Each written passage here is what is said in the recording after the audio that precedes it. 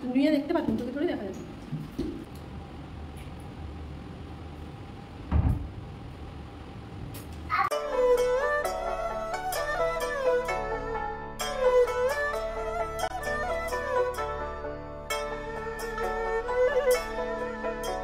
হে everyone, তোমরা সবাই কেমন আছো? আশা করছি তোমরা সবাই খুব ভালো আছো। আর এই যে দেখো সকাল সকাল আমি রান্না বান্না শুরু করছি, আর এখান থেকেই ব্লগটা এখন স্টার্ট করছি। আজকে বানাবো দই বেগুন। তো তার জন্য প্রথমে আমি বেগুনটাকে ভালো করে কেটে দেখে নিয়েছি ভেতরে পোকা আছে কি না। তো তারপরে ভালো করে ধুয়ে কেটে এখানে তেলের মধ্যে ফ্রাই করছি। আর বেগুনটা ভালো করে ভাজতে হবে, তো তারপরে আমি রেসিপিটা করব। তো এখানে চাপা দিয়ে দিয়ে ভালো করে ভাজছি। আর এই দেখো আমার বেগুন ভাজা হয়ে গেছে, একটু পুড়ে পুড়ে গেছে, তো হয়ে গেছে মোটামুটি আমার কমপ্লিট হয়ে গেছে বেগুন ভাজা। এটাকে আমি তুলে নেব। তো তারপরে যা যা মশলা লাগে সেগুলো দিচ্ছি।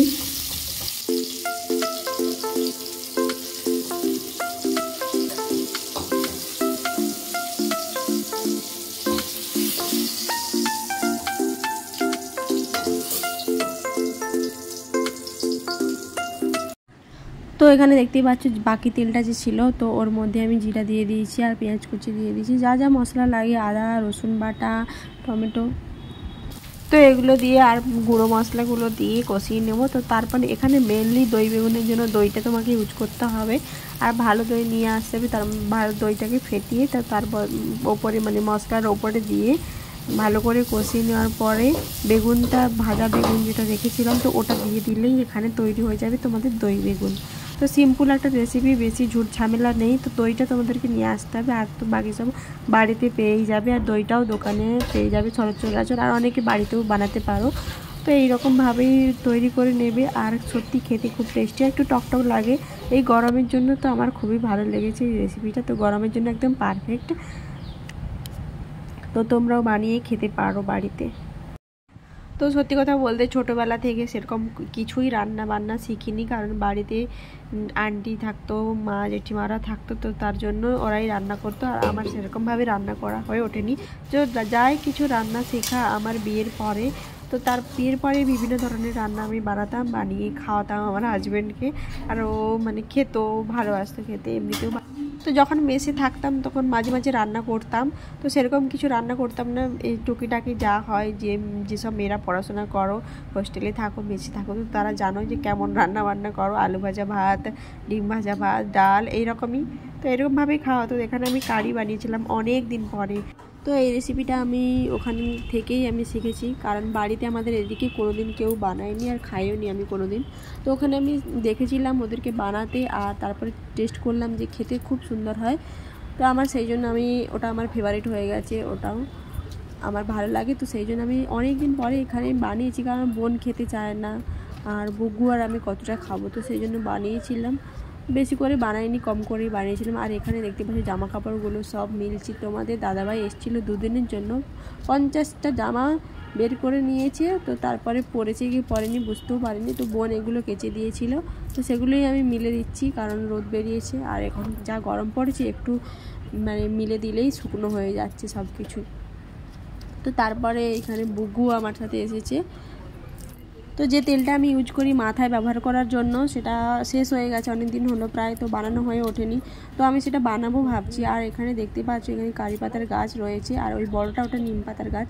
তো ভাবলাম কিছু কারি পাতা তুলে নিয়ে যাই, তো তেলটা বানাতে আমার কাজে লাগবে, তো তোমাদের সাথে শেয়ার করব। তো বন্ধুরা দেখতেই পাচ্ছ আমি বসেছি, আর চুলটা পুরো খুলে বসেছি। এই যে আমার চুল, আর কেন চুলটা দেখাচ্ছি সেটার জন্য তোমাদেরকে বলে দিচ্ছি। আগে আমি একটা ভিডিও বানিয়েছিলাম, সেটাতে একজন কমেন্ট করেছে, এই কমেন্টটা তো আমি এখন পড়ে শোনাতে পারছি না, তো আমি দিয়ে দিচ্ছি, তোমরা দেখে নিতে পারো। তো আমি যে একটা তেল বানিয়েছিলাম, তো ওই তেলের ভিডিওটাতেই উনি কমেন্ট করেছিলেন, খুব ভালো লেগেছে ওনার কমেন্ট। আর আমি সেই জন্য তেলটা আমার শেষ হয়ে গেছে, তো সেই জন্য আমি ভাবলাম আবার যখন বানাচ্ছি তোমাদের সাথে পুরো ডিটেলসে একদম শেয়ার করবো আজকের ভিডিওটা। স্কিপ না করে পুরো ভিডিওটা দেখো, তাহলেই বুঝতে পারবে। তোমরা স্কিপ করবে, অনেকেই কী করো স্কিপ করে চলে যাও, তারপরে বুঝতে পারো না, এসে বলো যে বুঝতে পারছি না পুরো ভিডিওটা বলো। আর উনি বলেছেন যে এডিট না করে দেখো এডিট তো কিছু কিছু জায়গায় তো এডিট করতেই হয়, তো সেই জন্য একটুখানি এডিট করব। তো পুরো ভিডিওটা আমি ডিটেলসে একদম শেয়ার করব, ভিডিও থাকবে পুরো, একদম কোনো কিছুই থাকবে না। তো তো সেই জন্য তোমাদেরকে পুরো ভিডিওটা আমার দেখতে হবে। আমি অনেকেই বলেছি, জানি না তারা কতজন বানিয়ে মানে মেখেছে বা ইউজ করেছে, তো তা যদি কেউ ইউজ করে থাকে তাহলে আমার এই ভিডিওতে কমেন্ট করে জানিও তোমাদের কাজ দিয়েছে কি না। তো সত্যি খুব কাজের দেয়, তো তোমরা একবার বানিয়ে ইউজ করো, মানে আমি বলবো যে 1 মাস বানিয়ে ইউজ করো তো তোমরা, তাহলে রেজাল্ট অবশ্যই দেখতে পাবে কিছুটা হলেও। তারপরে বানাতে মানে মাখতে মাখতে তো বুঝতেই পারবে। তো আমিও মাখি, আমার বোনও মাখি, তো আমরা দুজনেই রেজাল্ট পেয়েছি, তো তোমরাও অবশ্যই পাবে, আমি তোমাদেরকে গ্যারেন্টি দিচ্ছি। চলো ভিডিওটা কেমন করে বানাচ্ছি তো সেটা দেখে নাও তোমরা।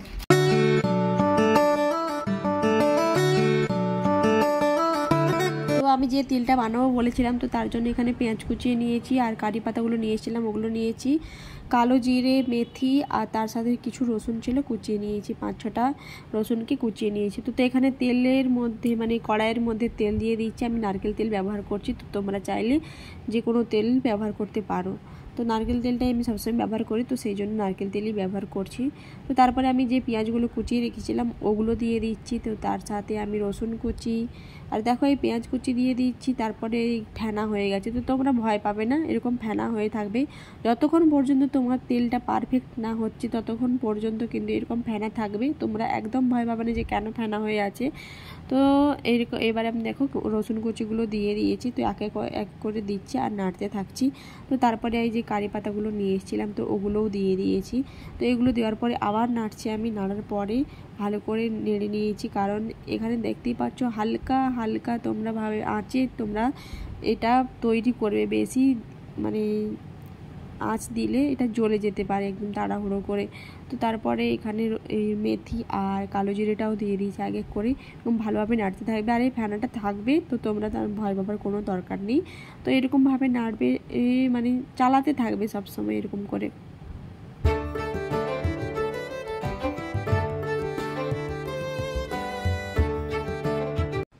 আর এই যে দেখো আধা আধা ভাজা হয়ে এসেছে, তো এখনও এটা তৈরি হয়নি। তো তৈরি আর দেখতেই পাচ্ছ ফেনাটা এখনও আছে, যতক্ষণ পর্যন্ত এইরকম থাকবে তো ততক্ষণ ভাববে যে তোমার তেলটা এখনও পুরোপুরি রেডি হয়নি। তো এখনও দেখতে পাচ্ছ হালকা হালকা আছে, কিছুটা কমে এসেছে। তো এখানে ভালো করে আমি নাড়াচ্ছি, কারণ এখানে জ্বলে যাওয়ার ভয় থাকে। আর তোমরা চাইলে মানে একটু ভারী কড়া নেবে, মানে পাতলা কড়ার থেকে একটু ভারী কড়া নেবে, তো সেখানে ভালো হবে। পাতলা কড়াতে কী হয় তাড়াতাড়ি জ্বলে যাওয়ার চান্স থাকে। তো আমি এখানে ভুল করে পাতলা কড়াটাই ব্যবহার করে ফেলেছি, তো তোমরা ভারী কড়া ব্যবহার করবে। আর এই যে দেখো আমার তেলটা পুরোপুরি রেডি হয়ে গেছে, একদম ফেনা নেই। আমি গ্যাসটা অফ করে দিয়েছি, এটাকে আমি ঠান্ডা হতে দেবো, কারণ গরম আছে এখন প্রচুর, দেখতেই পাচ্ছ। আর আমার তেলটা একদম রেডি হয়ে গেছে, আর পেঁয়াজগুলো কালো কালো হয়ে এসেছে। এরকমভাবে যখন হবে তখনই ভাববে যে তোমাদের তেলটা একদম রেডি হয়ে গেছে, তো একদম পারফেক্ট তেল হয়ে গেছে। তখন গ্যাসটা বন্ধ করে তেলটাকে ঠান্ডা করতে দেবে।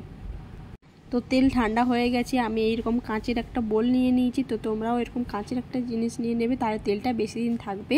তো কমসে কম 1 মাসের মতো তো তেলটা থাকবে ভালোভাবে। তো এইভাবে আমি এরপরে এই জারের মধ্যে আমি ঢেলে নিচ্ছি, তেলটা ছেঁকে নেবে, কারণ ওখানে সব কিছুই থাকে মশলাগুলো, মানে যেমন মেথি, কালো জিরে, এগুলো তেলের মধ্যে যেন না যায়। তো তেলটা ভালোভাবে ছেঁকে নেবে, একটা ছাঁকনি নিয়ে তেলটা ছেঁকে নেবে ভালোভাবে।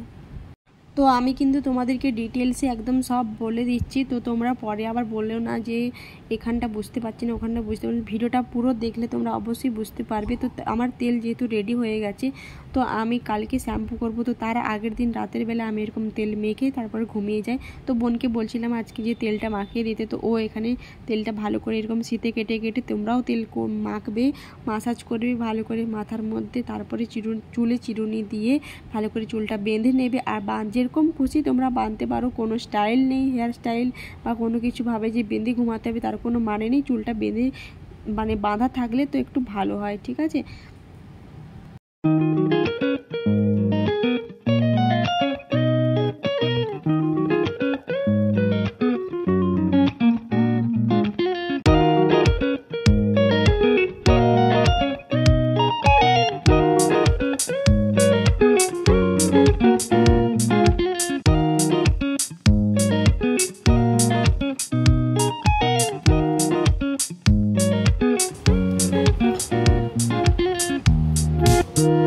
তো বন্ধুরা এখন বাজে রাত্রি, তো এখন বাজে রাত্রি প্রায় 12টার মতো বাজতে যায়। আর দেখো এখনও ওর চোখে ঘুম নেই, লাগবে 3 দিন লেগে গেছে তোমাদের সাথে এই ভিডিওটা শেয়ার করতে। তো একটু কষ্ট করছি, তোমরাও একটু কষ্ট করে চ্যানেলটাকে সাবস্ক্রাইব করে পাশে বেল আইকনটা প্রেস করে দাও আর সবার সাথে শেয়ার করে দাও ভিডিওটা, হ্যাঁ না বুগু? লাইক করে দাও, বলো লাইক, বলো লাইক।